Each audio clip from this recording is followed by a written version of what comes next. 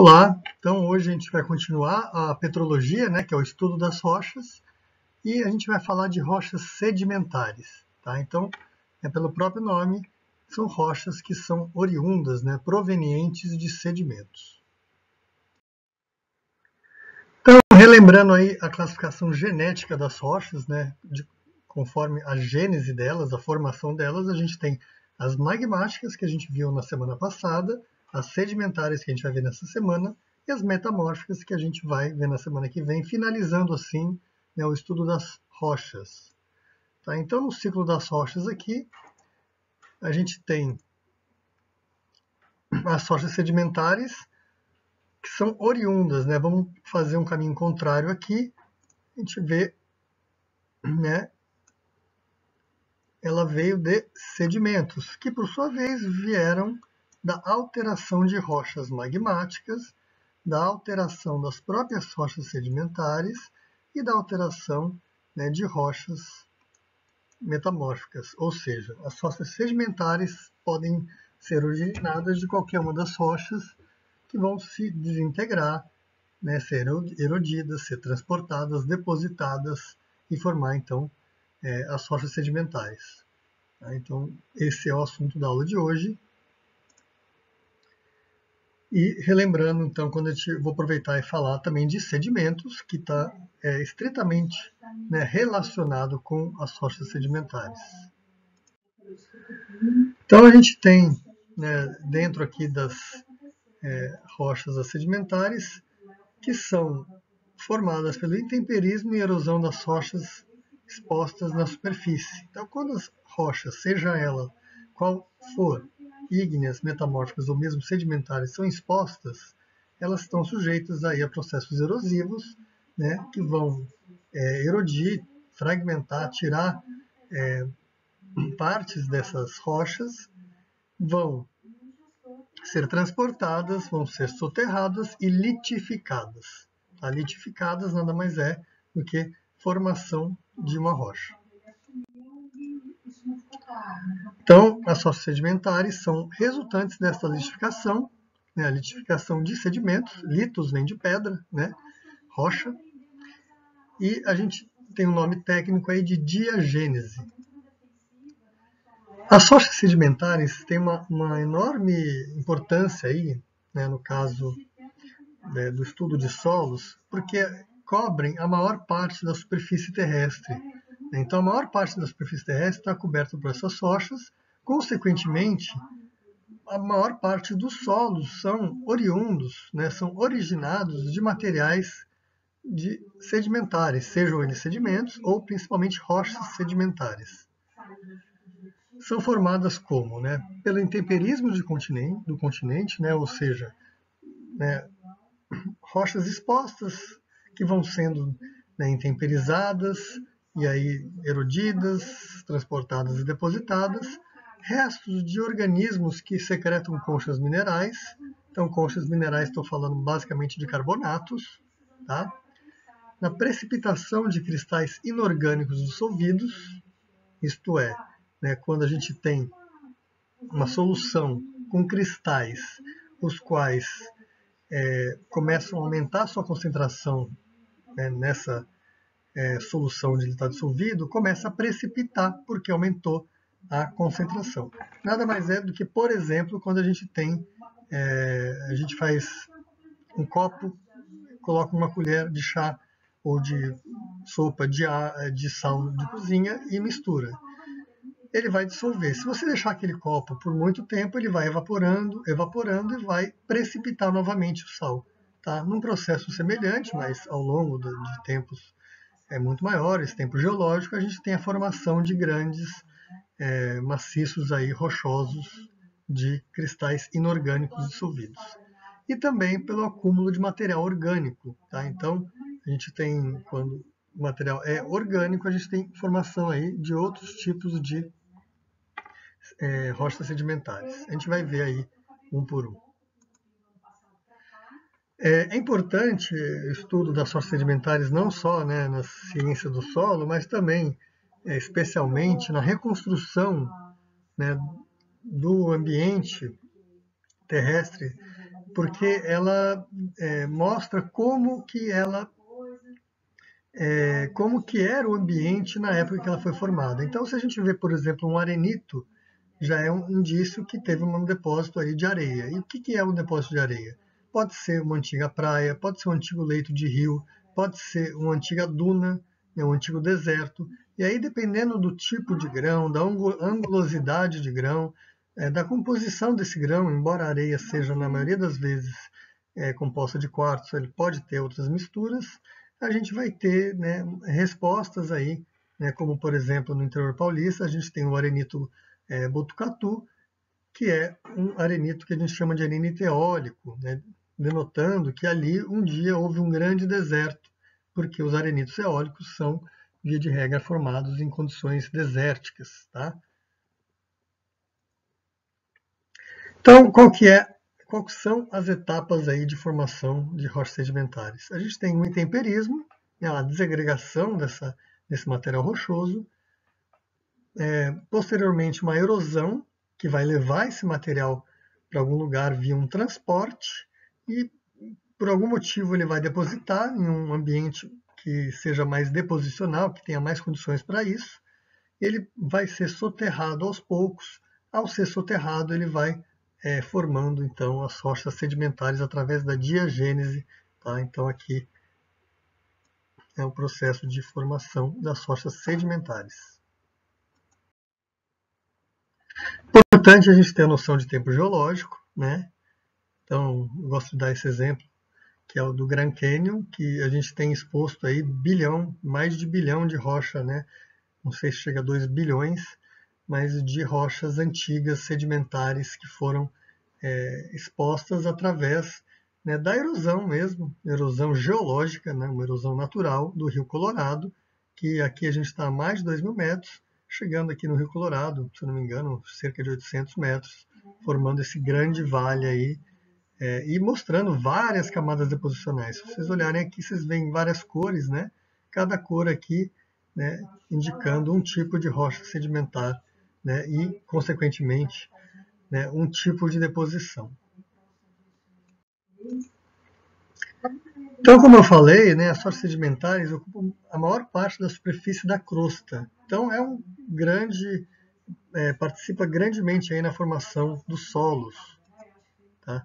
Então, se a gente comparar com as rochas, com o volume ocupado das rochas ígneas na crosta, a gente vai confundir. Então, relembrando, o volume da crosta, a crosta tem quilômetros de profundidade, a gente tem muito mais rocha ígnea.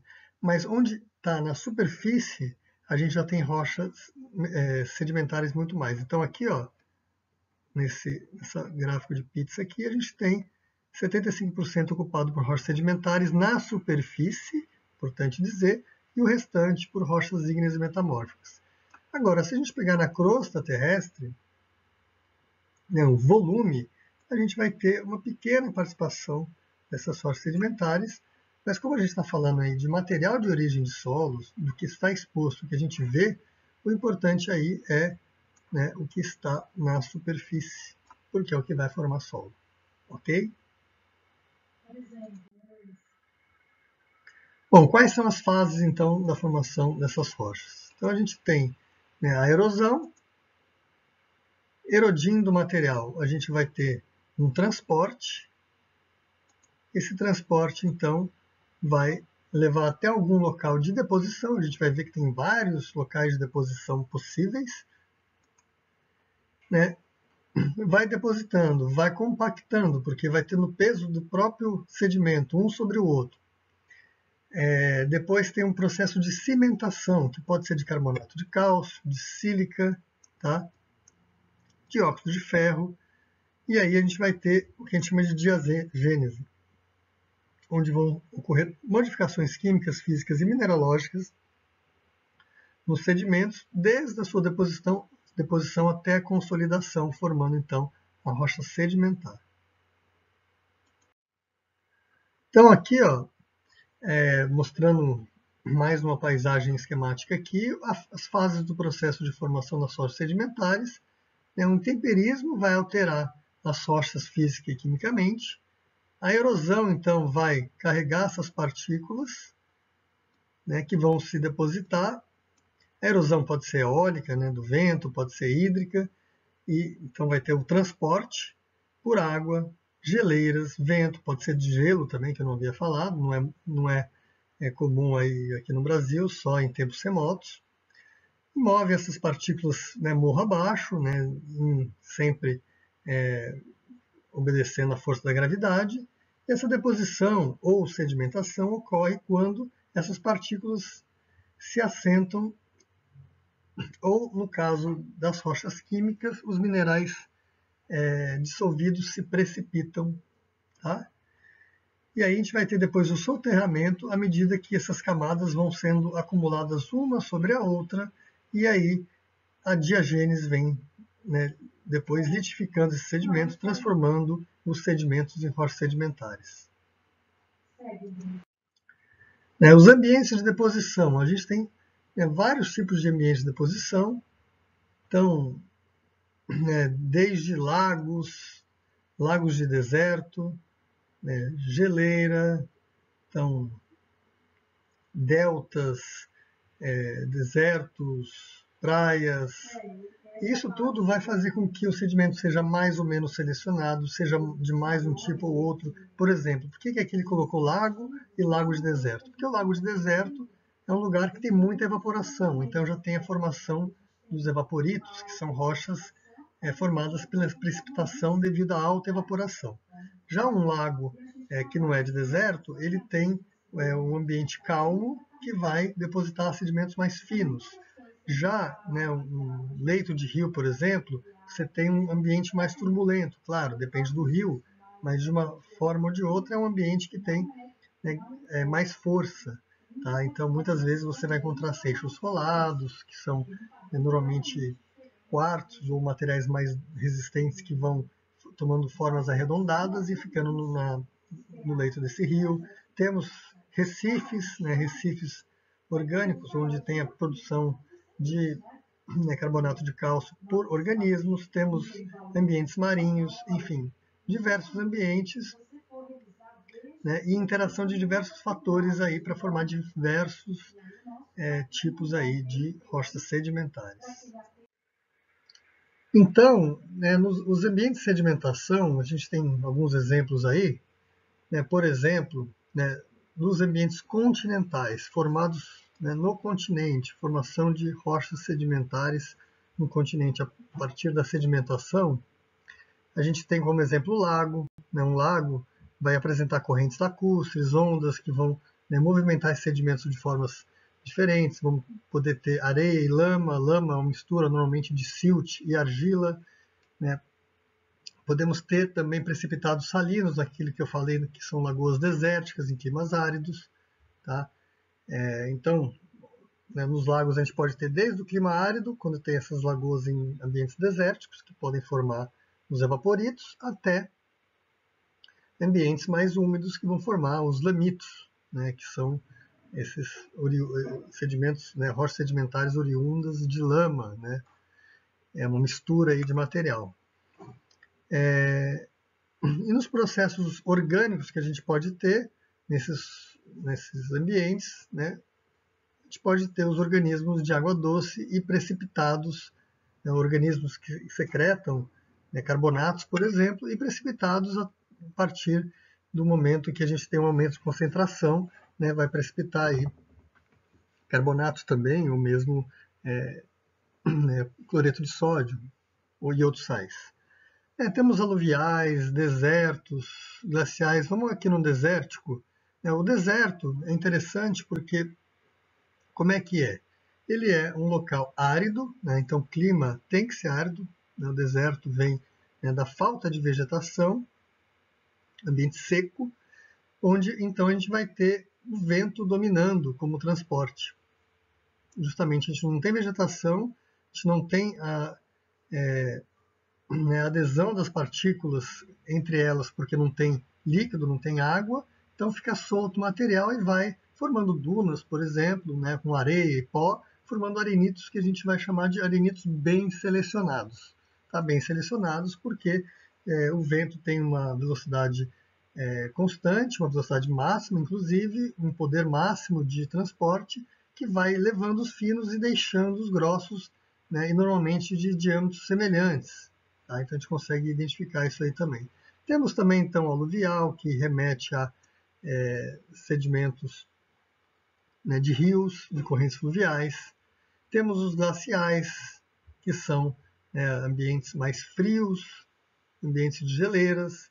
Né? Nos ambientes costeiros, né, 3 exemplos aqui: delta, praia e planícies de maré. Então a praia, por exemplo, é um ambiente que tem mais areia e cascalho, porque a gente tem ondas e correntes de marés mais fortes que vão deixando com que a gente tenha ambientes, sedimentos mais grosseiros. É um ambiente mais propenso à formação de rochas sedimentares mais grosseiras, né? Sedimentação e depois formação de rochas sedimentares.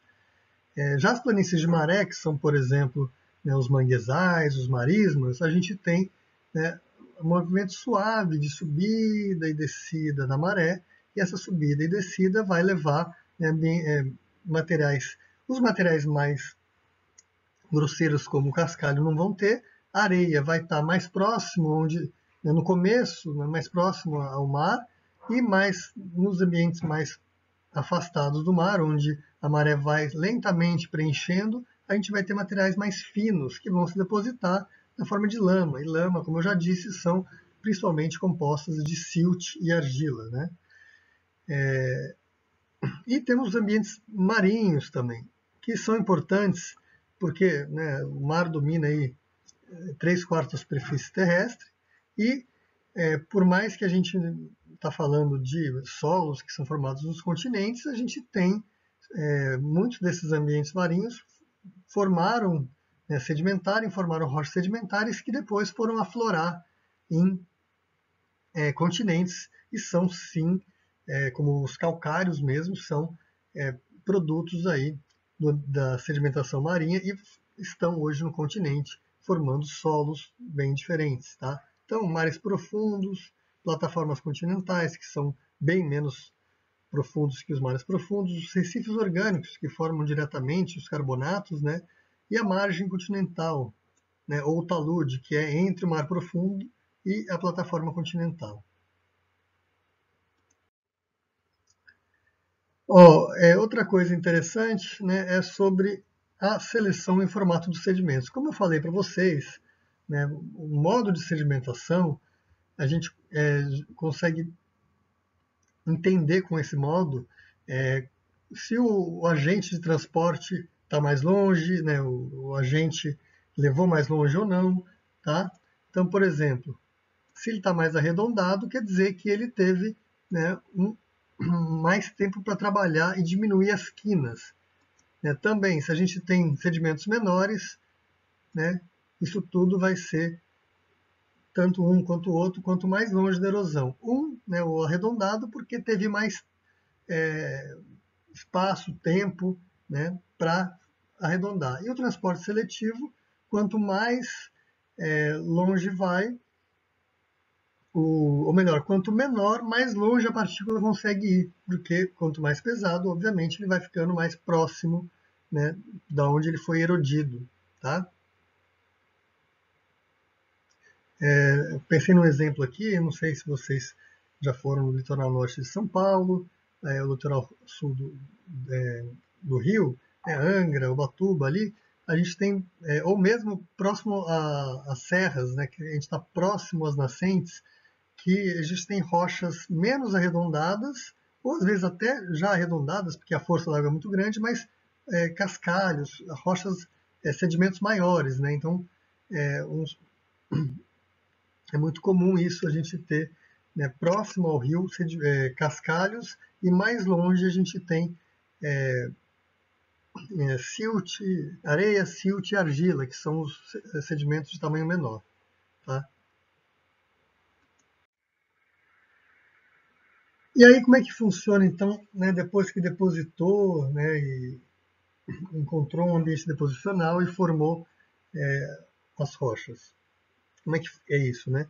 Eles são então soterrados um sobre o outro e vai formando aí, vai aumentando o peso, compactando. Então, um material que tinha lá 50% a 60% de água, ele vai para 10% a 20% de água. Então, elas ficam mais próximas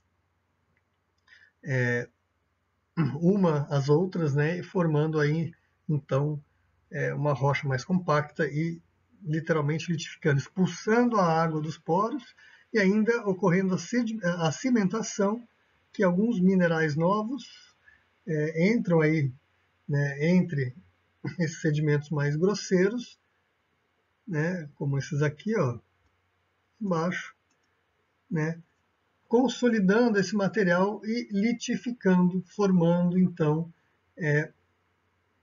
a rocha. Então, basicamente, a gente pode ter, né, e pode ocorrer em conjunto também, né, a pressão de material um sobre o outro, formando então essa rocha sedimentar pela perda de água que vai unindo as partículas que vão ficando mais próximas, ou a cimentação que vai adicionar uma substância química, carbonatos, óxidos de ferro, sílica, e vai solidificar também, juntar uma partícula a outra, e claro, né, pode ocorrer os dois juntos. Tá? Isso tudo vai formar rochas sedimentares. A gente vai ver que isso é importante, por exemplo, alguns arenitos que têm uma cimentação carbonática. Carbonato é o principal componente do calcário, então o arenito, que supostamente forma solos arenosos ou textura média mais fracos, mais pouco produtivos, mas se ele apresenta uma cimentação carbonática, ele pode, né, virar esse jogo aí e ser um arenito com maior potencial, né, de formação de solos mais férteis. Bom, então vamos classificar essas rochas sedimentares, né?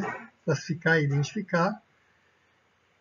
Primeiro, elas podem ser detríticas ou clásticas, né? Clastos, né? Eu já falei isso nas rochas magmáticas, piroclastos, né? Nas rochas magmáticas são rochas formadas na erupção do vulcão e que são fragmentos.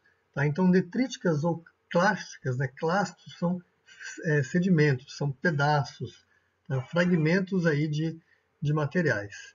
Então, são formados a partir de diagênese, né, da litificação de sedimentos de diversos tamanhos.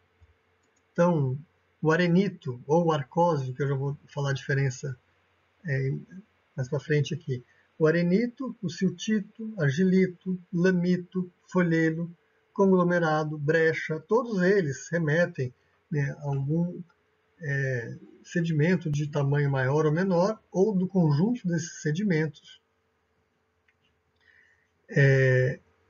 como por exemplo o lamito, o lamito e folhelo. É muito comum a gente ter argilas misturadas com siltes, né? Então fragmentos do tamanho argila que são do menor tamanho, com o lamito que é do tamanho intermediário, né? Com o silt, desculpa, entre areia e argila a gente tem o silt, ou mais selecionado, como o siltito, que é mais rico em silt mesmo, arenito, que eu já falei, e o argilito. O conglomerado, ele tem o conglomerado e a brecha, ele tem mais participação de tamanhos maiores que a areia. Tá? Então, são basicamente rochas que têm tamanhos de sedimentos diferentes, mas são todas com fragmentos de material. Então, a gente tem aqui, né, por exemplo, a lama, que dá origem não só a lamito, mas também a folhelo. A lama pode ter areia, mas normalmente tem silt e argila. A areia dando origem ao arenito e o cascalho ao conglomerado. Quanto mais para cá, você está vendo aqui na seta, mais grosso. Então, a gente tem, né, se a gente quisesse colocar o argilito aqui, a gente colocaria à esquerda, né, que o argilito seria como se fosse uma lama, mas uma lama mais rica ainda em argila ou quase somente argila. Tá? A lama já pode ter silt. Tá. Agora as rochas sedimentares químicas. As rochas sedimentares químicas são formadas a partir de precipitação de sedimentos. Né? Então esses sedimentos precipitam, é a história que eu falei, que quando você coloca um copo saturado com sal de cozinha, todo dissolvido, e você deixa ele secando naturalmente, ele vai precipitar novamente esse sal pela evaporação. Tá? Então a gente tem, por exemplo, calcário dolomito, que são rochas ricas em carbonatos, carbonatos de cálcio, carbonatos de magnésio e a mistura deles, gesso, né, e a halita, que são mais comuns nos evaporitos, que a gente chama esses, que são formados principalmente nos ambientes desérticos, que vão precipitando, né, como eu falei aqui do copo com sal. E temos as bioquímicas, que são formadas a partir da secreção direta de carbonatos por organismos. Então a gente tem, né, também a formação de calcário clástico, né, o calcário que a gente tem a formação aí de fragmentos dessa secreção de organismos, e sílex, né, que é rico em sílica, também é um outro exemplo de rocha bioquímica. Então, para falar um pouco só de rochas sedimentares, eu sempre gosto de mostrar esse mapa aqui, que mostra onde tem regiões kársticas do Brasil. E por que esse nome kárstico? Kárstico, né, diz respeito a rochas passíveis de dissolução. E a mais comum aí as mais comuns são as rochas carbonáticas. Carbonáticas são rochas que têm calcário. Tá? Então a gente tem aqui, né, exemplo de alguns carbonatos. No Brasil, no mapa que eu mostrei, são possíveis fontes de calcário para a agricultura, tá? E também, quando a gente vai trabalhar com solos, são solos diferentes, normalmente solos mais ricos, porque tem a contribuição aí do carbonato de cálcio e magnésio também. Então, um exemplo de formação dessas rochas, né, calcárias, a gente tem, né, em El Capitan, no Texas, que são rochas sedimentares formadas no antigo oceano, né, então o ambiente oceânico aí no continente atualmente, né, foi formado no oceano, hoje está no continente há 260 milhões de anos. A gente vai ter na base rochas siliciclásticas no mar profundo, um mar que já teve um ambiente mais alcalino, e a gente tem então a formação de sílica, tá, nesse material, e no topo calcário e dolomita, nos mares mais rasos. Tá? Esses mares mais rasos formando então carbonato de cálcio e carbonato de magnésio, que diz respeito mais à dolomita. A gente vai ver isso no vídeo com as amostras práticas que eu vou colocar na sequência para vocês.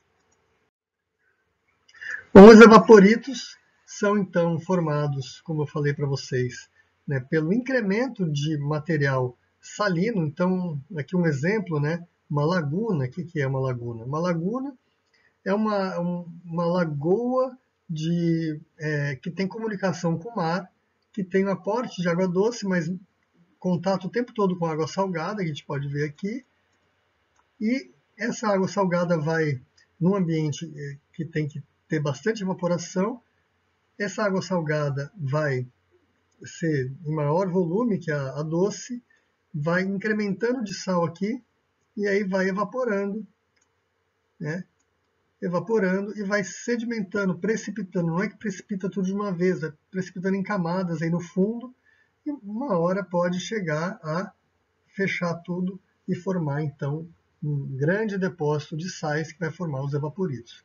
Um exemplo atual de formação de uma rocha desse tipo, a gente pode citar o Mar Morto, que é um mar que tem uma salinidade elevadíssima, porque justamente, e aí não tem ali a comunicação com o oceano, é só algo que tem um aporte de sal nos arredores, que vai ser e muito mais evaporação do que entrada de água, e com o tempo ele vai secando e precipitando sais, formando então no futuro, né, por exemplo, a halita, né, que a gente já viu nos minerais. A halita, ela é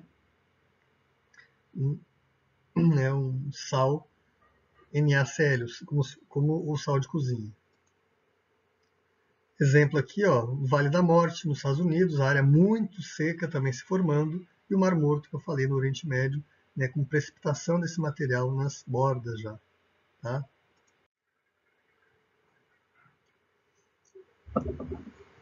Então, né, para a formação aí das rochas sedimentares, a gente tem a diagênese, onde dependendo do ambiente, a gente vai ter a formação de diferentes tipos de rochas que vieram desses sedimentos aqui. Então, ambiente costeiro marinho, a gente tem basicamente os carbonáticos, como eu mostrei aquele exemplo, os evaporitos e os silicosos em mares profundos, tá? Com diferentes tipos de ou organismos, no caso dos silicosos e dos carbonáticos, ou evaporação da água do mar, formando, no caso dos silicosos, formando materiais siliciclásticos, como mostrei. Na evaporação da água do mar, gipsita, que é o gesso, gypsum em inglês, halita e outros sais, e no carbonático, areias e lamas carbonáticas, formando aí também os recifes, também formando esse tipo de rocha, rochas carbonáticas. E no continental também a gente pode ter evaporitos, através da evaporação de água lacustre, também halitas, boratos, nitratos, carbonatos e outros sais. E em pântanos é comum a formação, através da vegetação, incremento aí de matéria orgânica da vegetação, formar turfa. Tá? Que no vídeo prático aí eu vou mostrar um pouco mais disso também. Tá? Então a gente tem também os orgânicos, que são formados a partir de sedimentos orgânicos. Então, detríticas ou clásticas são formadas a partir de fragmentos, químicas a partir da precipitação, bioquímicas a partir da secreção direta desses carbonatos, e orgânicas a partir dos sedimentos orgânicos. É interessante que os materiais orgânicos formam materiais diferentes. Então, as diatomáceas, que são algas que vivem em ambientes marinhos, o acúmulo delas vai tender a formar petróleo e gás. Tá? Então, grandes depósitos de petróleo e gás foram formados em ambientes marinhos. E material vegetal tendem a formar o carvão. Então, o carvão mineral ele veio aí, via de regra, de material vegetal do continente. Como é que funciona isso? Então, milhões de anos atrás, como é que foram formados esses carvão e petróleo? São importantes fontes aí de energia, importantes e essenciais e hoje em dia problemáticas, porque a gente está pegando todo esse material orgânico que foi depositado ao longo de milhões de anos, e muitos deles, se não a maioria, num período que tinha muito carbono orgânico na atmosfera, que é no Carbonífero. Grandes concentrações aí de carbono foram acumuladas em milhões de anos e a gente está simplesmente utilizando isso cada vez mais rápido, E isso vai incrementar de forma muito rápida o teor de CO2 na atmosfera, e isso é o famoso incremento do efeito estufa, porque o efeito estufa em si não é o problema é o aumento do efeito estufa em um curto período de tempo. A vida na Terra é possível por causa do efeito estufa natural, mas se você aumenta muito o teor de CO2 de uma hora para outra, a gente vai ter problema como a gente já está tendo. Tá? Então, no ambiente terrestre, a gente vai ter o material vegetal acumulado lá embaixo. Com o acúmulo de novos sedimentos, a gente vai ter esse material vegetal. Quanto mais pressão, ele vai formando então a turfa, depois o lignito, depois o antracito, depois o carvão mineral. Tá? Então, o carvão mineral vai aumentando o teor de carbono. Por quê? Porque tudo tem bastante carbono, mas vai diminuindo a umidade e vai, então, pela diminuição da umidade, o teor de água vai aumentando o teor de carvão, o teor de carbono, que vai chegar até o carvão mineral, que é aquele que tem o maior teor de carbono. E no ambiente marinho, a gente tem, então, o oceano, com uma grande lâmina de água aqui exercendo pressão, sedimentos argilosos no fundo do mar, sedimentos salinos, tá? E a gente vai ter material líquido e gasoso. O líquido vai ser o petróleo, o gasoso o gás natural, tá formando então também esse material orgânico, né?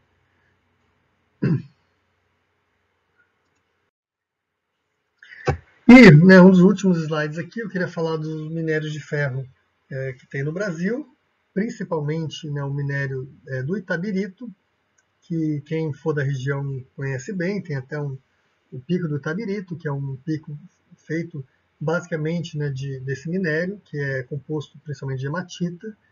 Tá? Como é que ele foi formado? É interessante porque ele só foi formado porque, na época, tinham condições que o permitiam ser formados. Tá? Então, o Itabirito veio de uma rocha sedimentar química, né, que não foi precipitação de sais, mas sim de ferro, tá, em camadas, por um processo que só foi possível porque na época a gente tinha pouca oxigenação na atmosfera. Formou então xistos e minerais de ferro, né, hematita e magnetita. Tá? 92% das formações ferríferas vieram desse tipo de formação, né, no Proterozoico, deposição em mares rasos, então 2 a 2,5 bilhões de anos atrás. Então, como é que funcionava? Tá? A gente tinha uma atmosfera pobre em oxigênio. O ferro, eu já devo ter comentado isso, né, quando eu falei de minerais ferro-magnesianos, intemperismo, mas eu ainda vou ter uma aula só de intemperismo, vou falar de novo de processos de oxirredução, mas basicamente o ferro, se ele encontra com oxigênio, ele oxida. Tá? Então, se ele não tem oxigênio, ele vai ficar na sua forma reduzida. Então, a forma oxidada é o ferro 3, a forma reduzida é o ferro 2. Tá? Então, uma atmosfera pobre em oxigênio, ele permite que o ferro fique na forma reduzida. E a forma reduzida, é importante falar aqui, ela é uma forma que permite que o ferro fique dissolvido na água, como um sal. Tá? Então, o ferro 2 ele é solúvel em água, muito mais que o ferro 3. Tá? Então, o ferro 2, que vai existir em condições redutoras, como uma atmosfera pobre em O2, ele vai estar solúvel. Então, imagina uma solução, né, um mar raso aí no Proterozoico, cheio de ferro 2 dissolvido, porque tinha pouco oxigênio, e aí começa nesse período a ter mais bactérias, começam a fazer fotossíntese e liberam oxigênio. Tá? Essa liberação de oxigênio faz com que a gente tenha, né, uma transformação do ferro 2 em ferro 3. Tá? Então ele vai precipitando por causa do aumento de oxigênio. Quando ele precipita, o próprio nome já diz, ele precipita. Então ele aglomera, ele coagula, como se fosse uma coagulação, e ele vai, né, formar esse depósito. Ele vai, né, decantando, formando óxidos. E essa formação desses óxidos vai fazer com que a gente tenha, então, a formação dos itabiritos.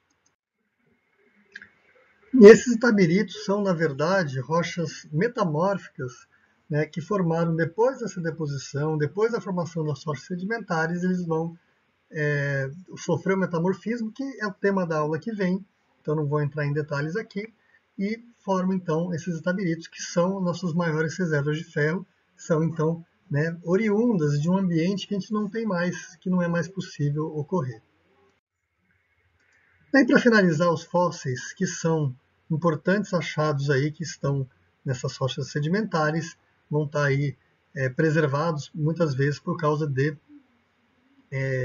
desse ambiente deposicional, né, e muitas vezes por causa da cimentação ou do material que o envolveu, que possibilita a preservação desses materiais.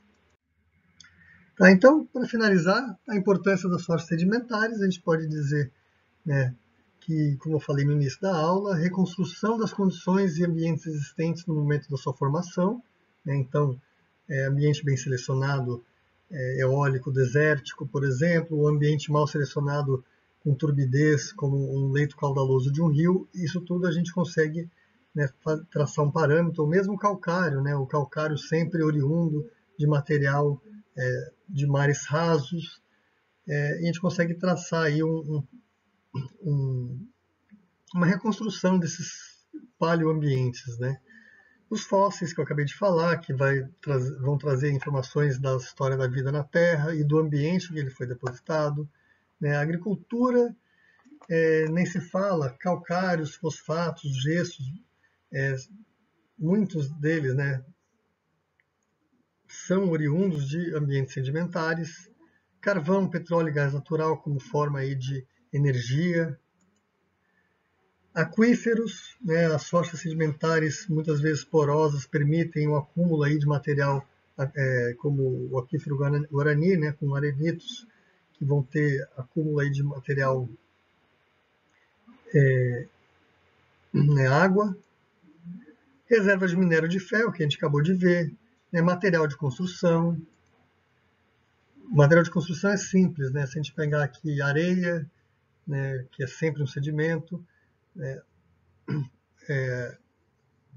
o próprio calcário ele é utilizado para fazer cimento, tá? Então a gente tem também depósitos aí de argila para utilizar em material cerâmico e formação de solos, assim como as ígneas, né? Ele vai influenciar nas propriedades físicas, fertilidade, no teor de metais pesados do solo, metais pesados no solo, ou seja, todas as rochas vão sempre influenciar, né, na formação de solos. Então, pessoal, as rochas sedimentares, né, a gente finalizou agora, a gente vai para a semana que vem falar das rochas metamórficas, quando a gente vai finalizar a petrologia. Tá? Então, eu vou postar para vocês um vídeo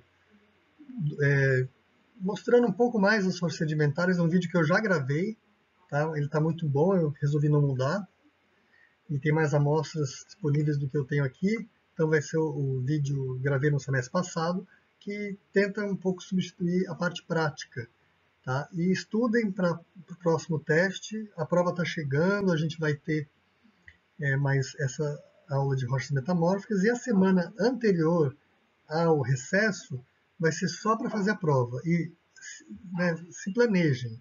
Eu devo colocar a prova no início da semana para terminar no fim da semana, né, mas vai ser uma tentativa só, vai ter questão aberta, vai ter questão fechada, e vale 25%, tá? E não dá para refazer. Só dá para refazer quem não conseguir fazer por algum motivo justificado uma prova substitutiva que não pode ser a mesma, porque obviamente vai ter a correção dessa. Então eu não vou poder fazer a mesma prova. Então vocês vão ter uma nova prova para quem por algum motivo, né, não tiver condição de fazer, por exemplo, né, tiver um atestado médico ou algo parecido. Tá? Então, mas a gente ainda tem uma conversa aí, e eu vou colocar também um vídeo que eu fiz, que eu acabei não colocando, mostrando a sala de aula para vocês, mostrando, né, como é que funciona, né, o laboratório de mineralogia e geologia, que a gente deveria ter aula, que eu sinceramente acho que não vai ser possível tão cedo.